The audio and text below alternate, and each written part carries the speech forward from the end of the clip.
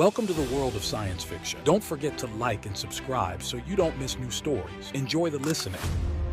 Justin Wright stared at the strange crystalline artifact sitting on his desk, its translucent surface catching the last rays of sunset through his Manhattan apartment window. The $20 price tag from the Brooklyn flea market still clung to its base. "What a waste of money," he muttered, reaching to clean off a smudge with his sleeve. The crystal felt oddly warm under his touch. A pulse of blue light erupted from the artifact, filling his cramped home office with an otherworldly glow. Justin stumbled backward, knocking over his ergonomic chair as the light coalesced into a feminine form. His jaw dropped.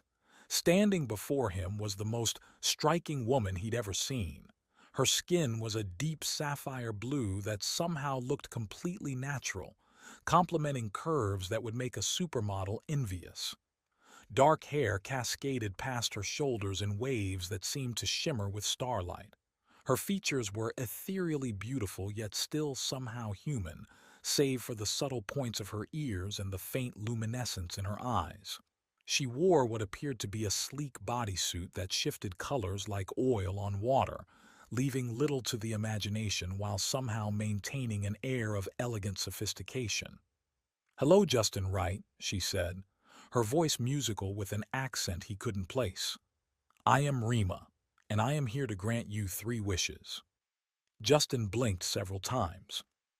I, how do you know my name?" A slight smile played at her lips.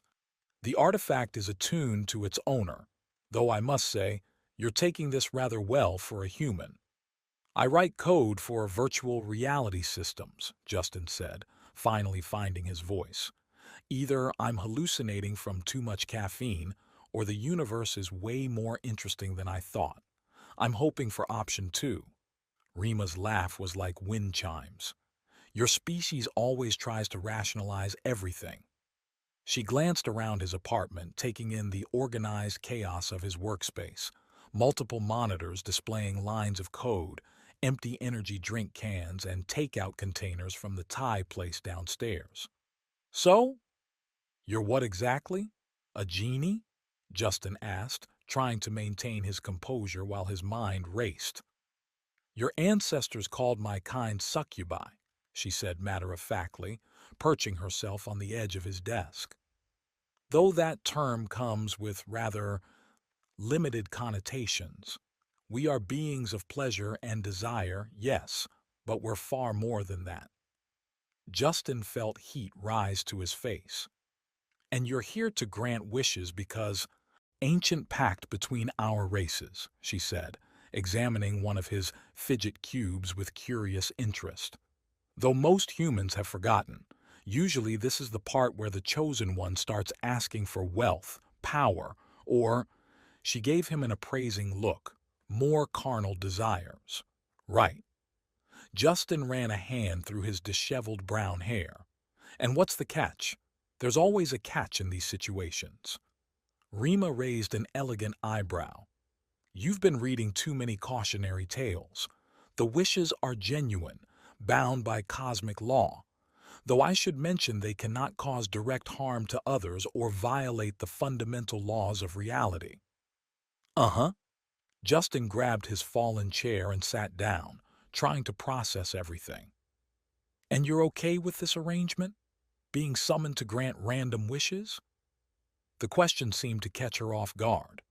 Her luminescent eyes widened slightly. No one has asked me that before." She recovered quickly, but Justin caught a glimpse of something vulnerable beneath her confident exterior. "Well, I'm asking now," he said. "And I'm not in any rush to make wishes until I understand what I'm dealing with.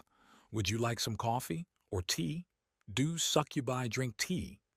Rima stared at him for a moment before laughing again, this time with genuine amusement. "You are not what I expected, Justin Wright. And yes, I do enjoy tea, though your earth varieties are rather mild compared to what I'm used to." Challenge accepted.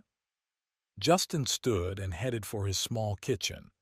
I've got this insane ghost pepper chai that my sister brought back from India, probably the closest thing to hellfire in beverage form. Are you implying I'm from hell? Rima followed, her movement graceful despite the cramped space. Hey, you're the one who brought up succubi, Justin said, filling his electric kettle. I'm just working with the mythological references I've got. Your mythology gets so many things wrong, she said, watching him prepare the tea with interest. Though I suppose that's what happens when stories get passed down through generations of priests with various agendas. Justin handed her a steaming mug. So set the record straight. Tell me about your world, your people. If I've got 3 wishes coming, I should at least know who I'm dealing with. Careful, Rima said, taking a sip of the tea. Her eyes lit up at the spicy kick. This is actually quite good. But be careful. Showing genuine interest in a succubus can be dangerous. More dangerous than accidentally summoning one in my apartment? Point taken. She settled onto one of his kitchen stools, crossing her legs in a way that made Justin force himself to maintain eye contact. What would you like to know? As the night wore on, they talked about everything from quantum physics to reality TV shows, which Rima found both fascinating and horrifying. Justin learned that her people were an ancient race of energy beings who had taken physical form eons ago to better interact with younger species. The whole succubus thing was a gross oversimplification of their role as intermediaries between dimensions.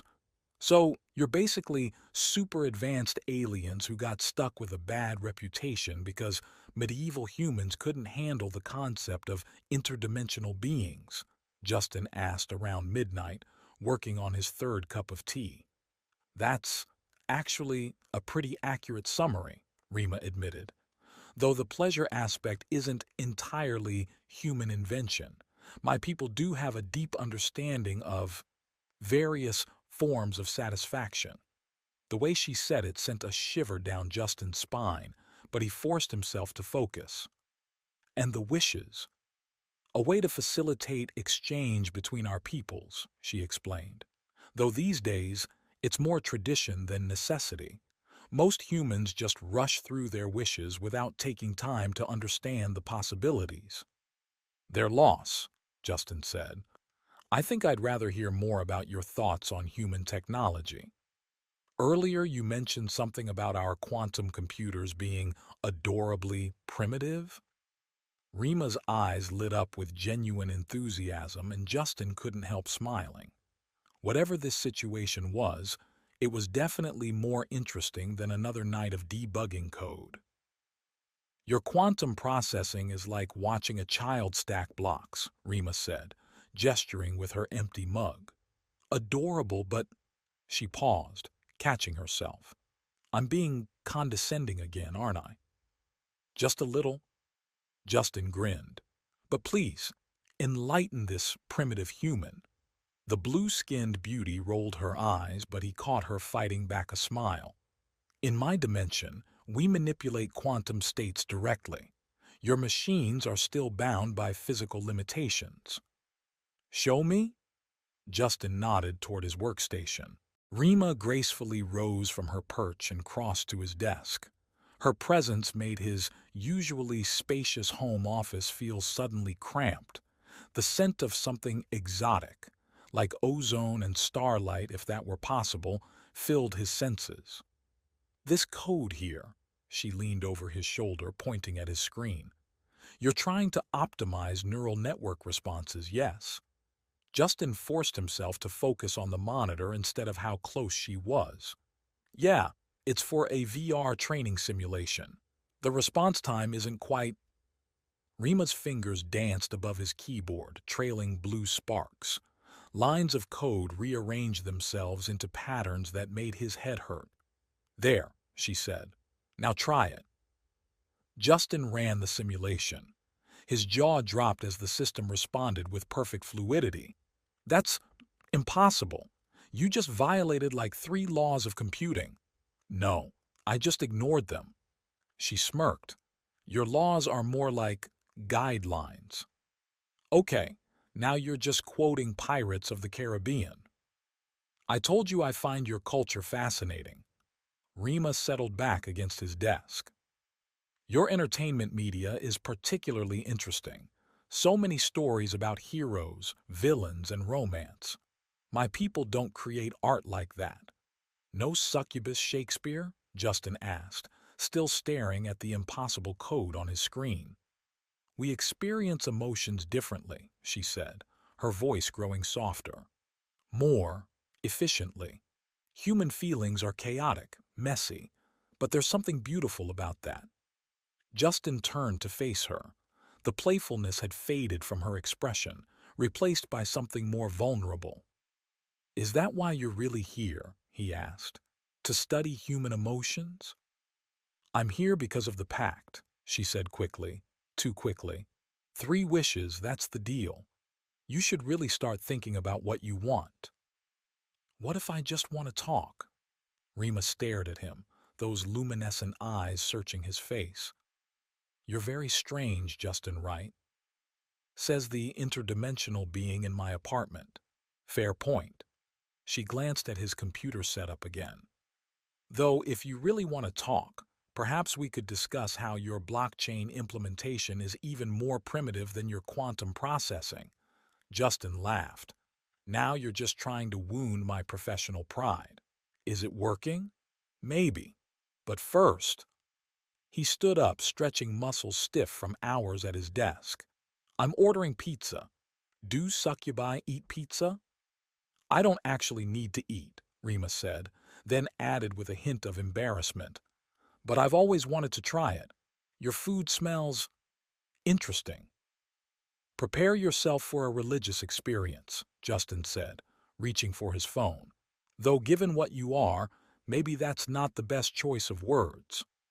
Definitely not, Rima agreed, but her laughter took any sting out of the words.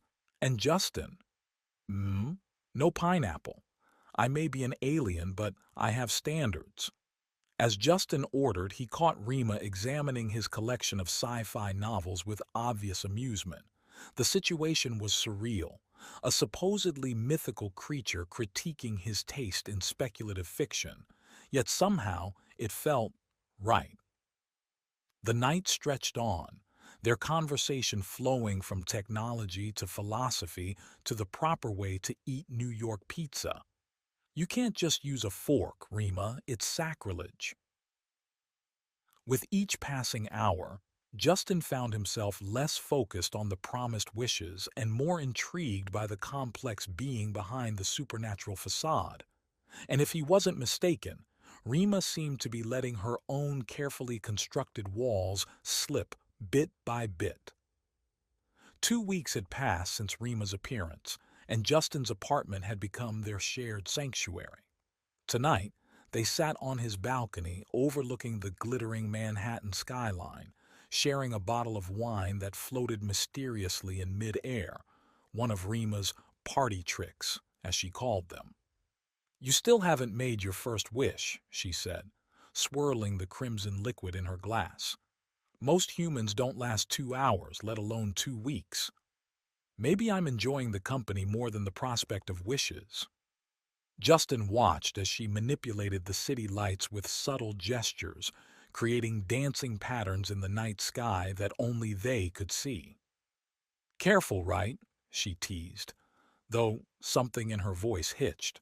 One might think you're actually falling for the dangerous succubus. Would that be so terrible? The wine bottle wobbled slightly before steadying itself. Rima's blue skin seemed to shimmer under the moonlight. It's complicated. My kind doesn't usually form attachments. And yet here you are, watching terrible Earth movies and arguing about pizza toppings with a human. Your movies aren't terrible, she protested. Well, most of them. Though I still don't understand why the humans in horror films always run upstairs. Justin laughed, but pressed on. You're deflecting. Perhaps. Rima stood, moving to the balcony's edge with otherworldly grace. My people, we experience everything differently. Emotions, sensations, pleasure, they're all part of a deeper cosmic understanding that humans can barely comprehend. Try me. She turned to face him, her luminescent eyes intense. Is that your first wish? To understand? Justin met her gaze steadily. Yes, I wish to learn the ancient secrets of pleasure and understanding from your world. The air between them seemed to crackle with energy. Rima's expression shifted from surprise to something more complex. You realize this isn't just about physical pleasure. I'm counting on it. She moved closer, her presence making the air feel electric. It will change you. The knowledge. It can't be unlearned. Good. Rima placed her hand on his chest, and Justin's world exploded into sensation. Colors he'd never seen before flooded his vision. Every nerve ending sang with awareness. He could feel the cosmic radiation passing through Earth, taste the quantum fluctuations in the air, hear the music of distant stars. This is how we experience reality, Rima's voice echoed in his mind. Every moment, every sensation, connected to the fabric of existence itself. The experience lasted both an eternity and a heartbeat.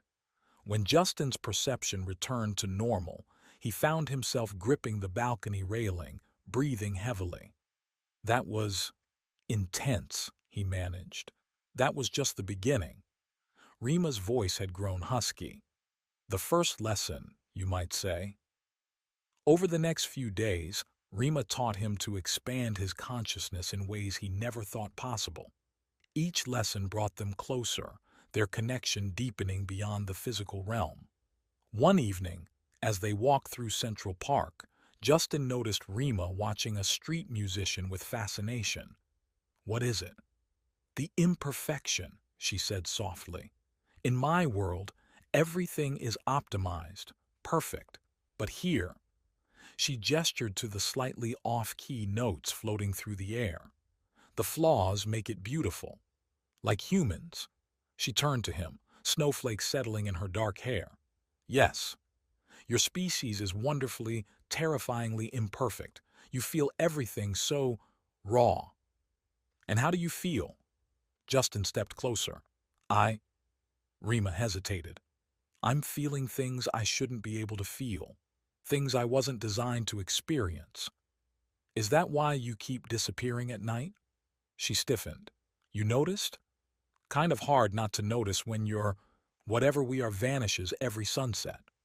I need to maintain the barriers, she admitted, between your world and mine, between what I am and what I'm becoming. Justin reached for her hand. What if you didn't? Justin, my second wish, he said firmly. I wish for the ability to enter your dreams, to share the worlds you create when you disappear. Rima's eyes widened. That's dangerous. The dream realms aren't meant for humans. Neither was that cosmic awareness thing, but here we are. She studied him for a long moment. You're either the bravest or the most foolish human I've encountered. Why not both? That night, as Justin drifted off to sleep, he felt himself pulled into a realm of pure imagination. Rima was there, but different. Her true form, a being of pure energy and starlight. Together they crafted worlds within worlds, bending reality to their will. Sometimes they walked through gardens where the flowers sang ancient songs of creation. Other times they soared through nebulae, dancing between newborn stars. But it was in the quiet moments when they simply existed together in their shared dreamscape that Justin realized he was hopelessly, impossibly in love with her. And in those moments when Rima thought he couldn't perceive her true emotions, he caught glimpses of her own growing terror at feeling the same way. The dream realms became their sanctuary, a place where they could be themselves without the constraints of physical reality or cosmic law. But with each shared dream, the line between their worlds grew thinner, and the consequences of their connection became harder to ignore. One morning, Justin woke to find Rima sitting at his desk, her usual confident demeanor shaken. "They know," she said without preamble. "My people. They know something's changing, that I'm changing. Because of me? Because of us." She met his eyes. "This wasn't supposed to happen, Justin. I'm supposed to grant wishes and move on, not—" She gestured helplessly between them. "Not fall in love?" The words hung in the air between them, charged with possibility and danger. "Don't," she whispered. "Don't say it." "Why not?" "Because it's true." "Because it's impossible." Her outburst made the lights flicker. "I'm not human, Justin. I'm not even truly alive in the way you understand it. I'm a construct, a bridge between worlds, a person," he interrupted, "who happens to be blue and occasionally manipulates quantum reality. But still a person." Rima laughed, but it was a broken sound. "You make it sound so simple." "Maybe it is." Justin moved to her, cupping her face in his hands. "Maybe we're just making it complicated because we're both scared of how real this is." The air crackled with energy around them, Rima's control slipping as emotion she wasn't supposed to have surfaced. "I have to go," she said suddenly. "I need to think." Before Justin could respond, she vanished in a flash of blue light, leaving him alone with the growing certainty that their next meeting would determine everything. That evening, Rima returned as silently as she had left, materializing in Justin's living room. He sat in darkness, waiting. "I thought you might not come back," he said softly. "I almost didn't." Her luminescent eyes seemed to glow brighter in the dark. "But it appears I've developed a rather inconvenient attachment to this place. To you." Justin stood, crossing the room to her. "Show me." "What?" "You've taught me to experience reality like your kind does. Now show me how you experience." He paused, choosing his words carefully. "Connection." Rima's breath hitched. "Justin, the intensity. Humans aren't meant to—" "I trust you." She moved closer, her blue skin seeming to shimmer with internal light. "There's no going back from this. The sensations, the connection. It will change everything." "Good." Her hands traced the air around him, leaving trails of ethereal light. "Your first wish was for knowledge. This, this is beyond knowledge. Are you sure?" Instead of answering, Justin pulled her close, kissing her. The moment their lips met, reality shifted. Every nerve ending came alive with impossible sensations. He could feel the quantum dance of atoms between them, taste the starlight on her skin, hear the music of spheres.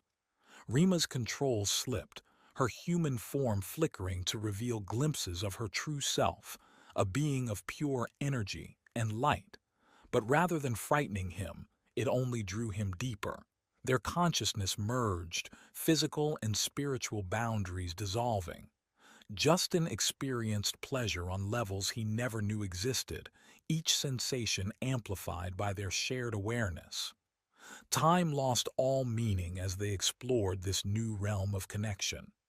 Hours or eternities later, they lay intertwined, reality slowly reasserting itself around them. The air still crackled with residual energy, and Justin could swear he saw fractals of light dancing across the ceiling.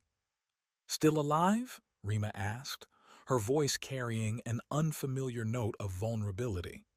"Barely." Justin turned to face her. "Is it always like that for your kind?" "No." She traced patterns of light on his skin. "This was different, personal. We don't usually feel so much. Having inconvenient human emotions again. Apparently they're contagious." She tried to sound casual, but he felt the tremor in her touch.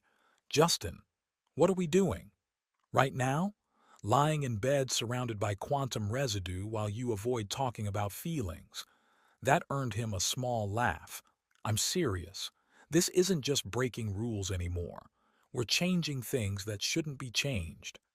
"Maybe they should be changed." Justin sat up, drawing her with him. Maybe that's why the wishes exist in the first place, to bridge worlds, to create new possibilities, or to teach succubi inappropriate attachments to clever humans. There was an edge of fear beneath her teasing tone. Is that what this is? Just attachment? Rima was quiet for a long moment. No, she finally whispered. It's much more dangerous than that. Justin pulled her closer, feeling the thrum of energy beneath her skin. Good, because I'm not done breaking rules with you yet. She laughed, but it was a shaky sound.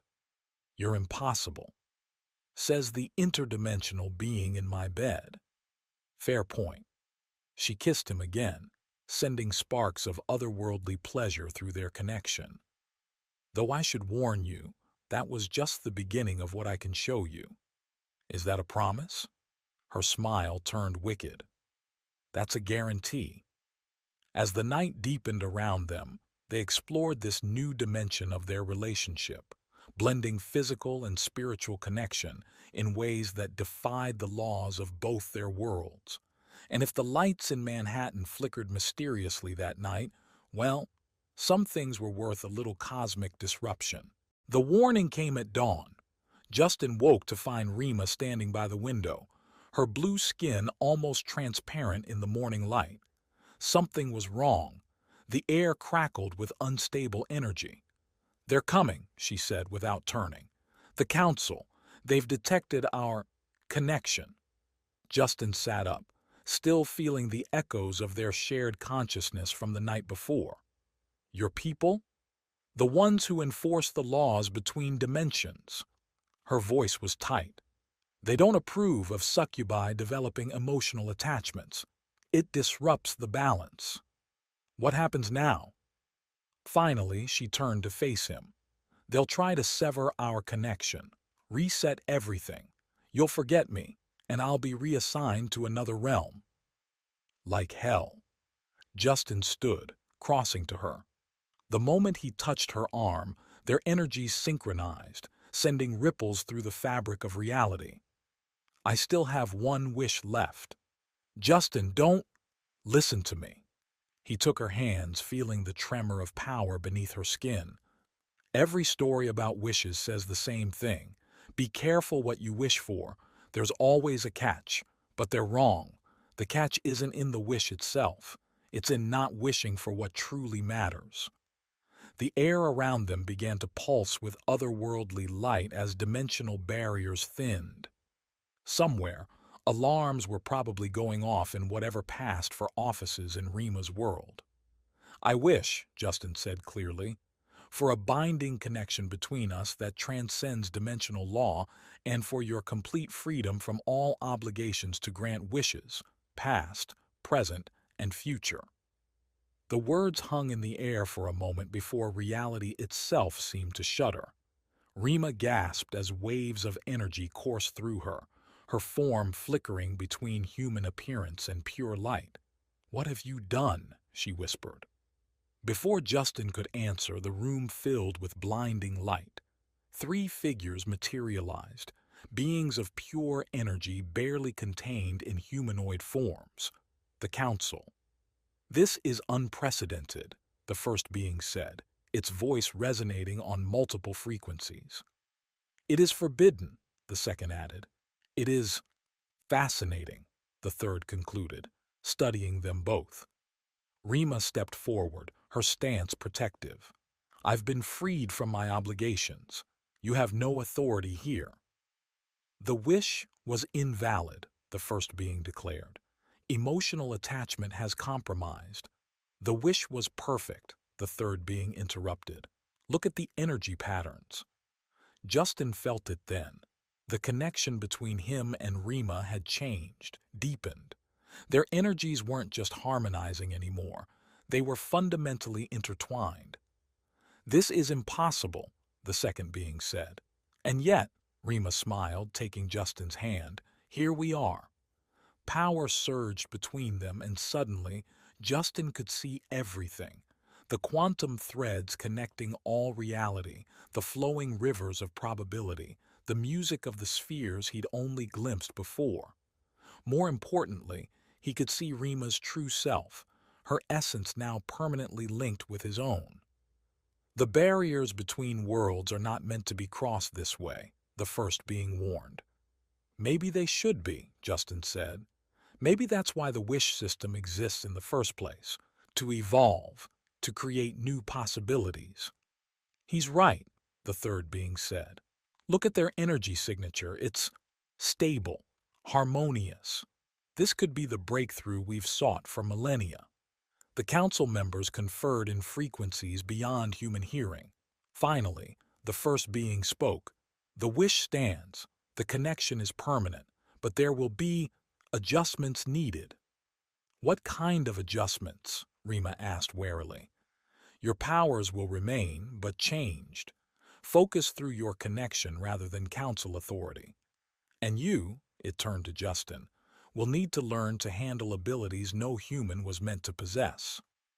Sounds fun, Justin grinned. When do we start? You already have. The third being seemed almost amused. Your consciousness began adapting the moment the wish was granted, though I suspect your training methods have been unconventional. Rima actually blushed, her blue skin darkening. We've been thorough in our exploration of energy manipulation. Indeed. The council members began to fade. Remember, with freedom comes responsibility. This connection you forged could either strengthen or shatter the barriers between worlds. No pressure, Justin muttered. As the council vanished, Rima turned to him. Do you realize what you've done? What you've given up? Given up? I just gained the ability to bend reality and a permanent connection to the most fascinating being in any dimension. I'd call that a win. You're impossible. But she was smiling. You love it. Yes, she said simply. I do. For the first time in thousands of years, I truly do.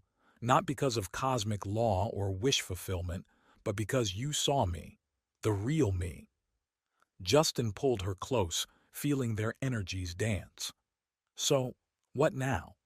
We could reshape reality, explore other dimensions, maybe fix my apartment's terrible water pressure.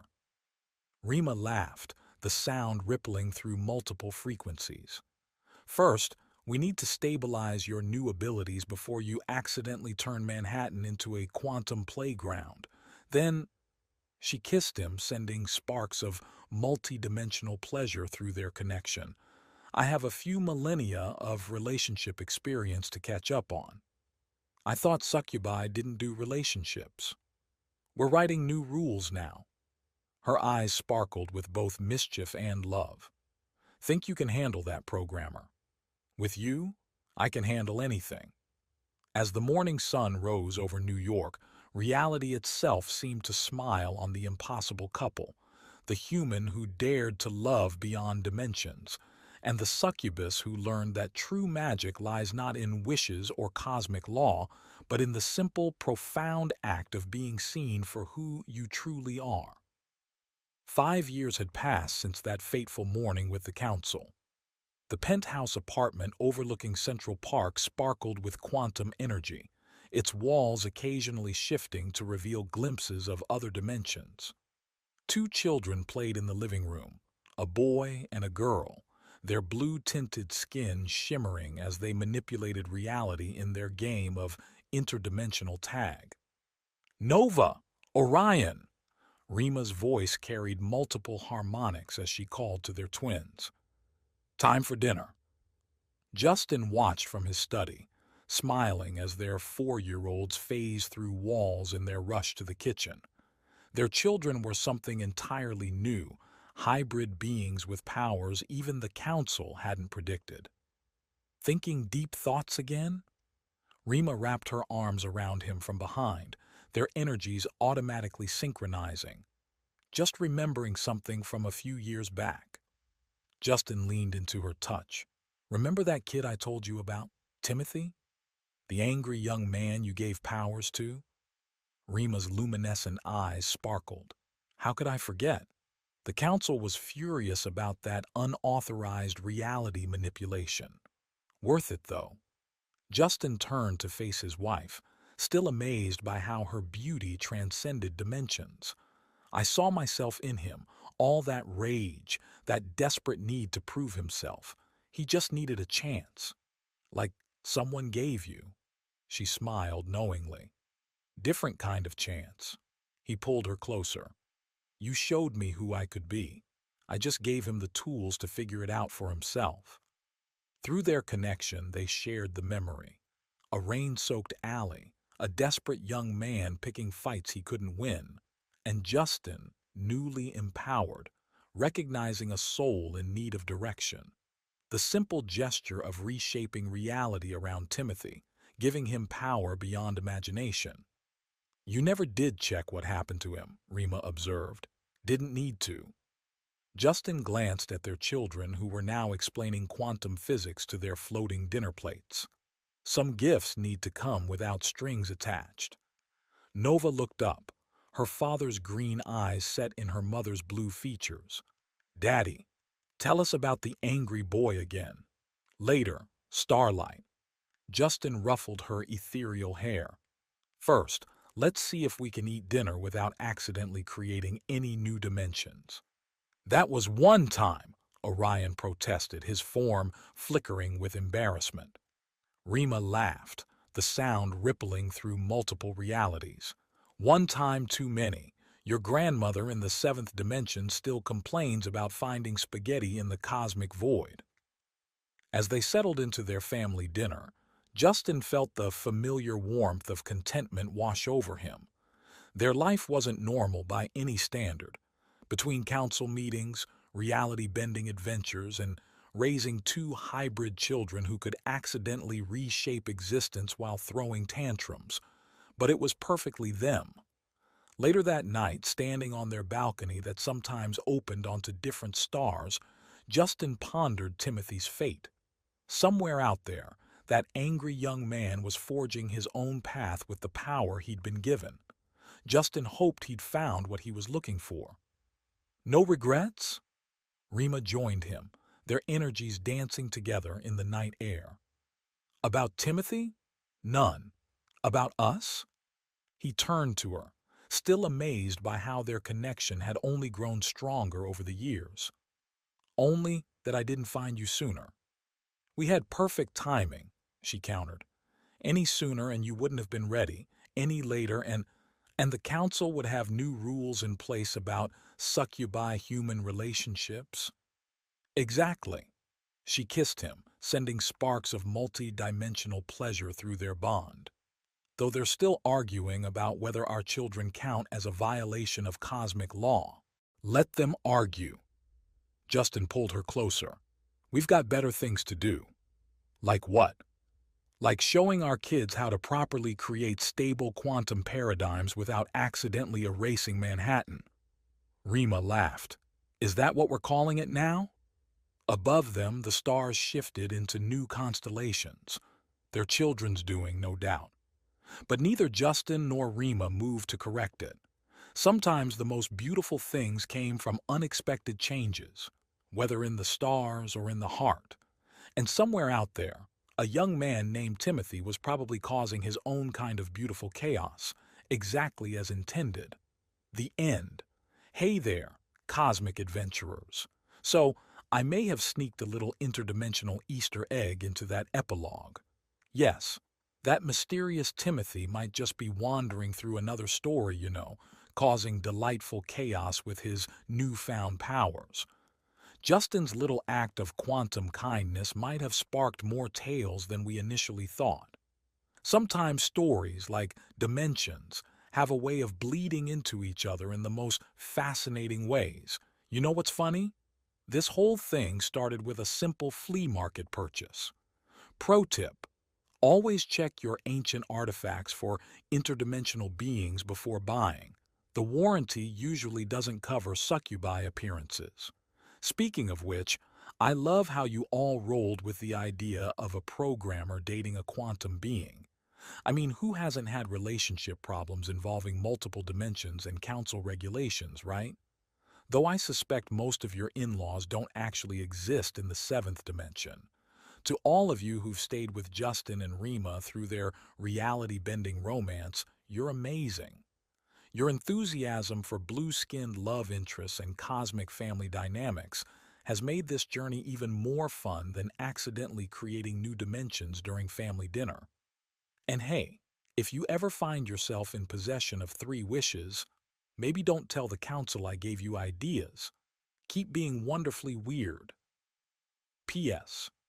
If any succubi are listening this, I apologize for any inaccuracies in quantum physics.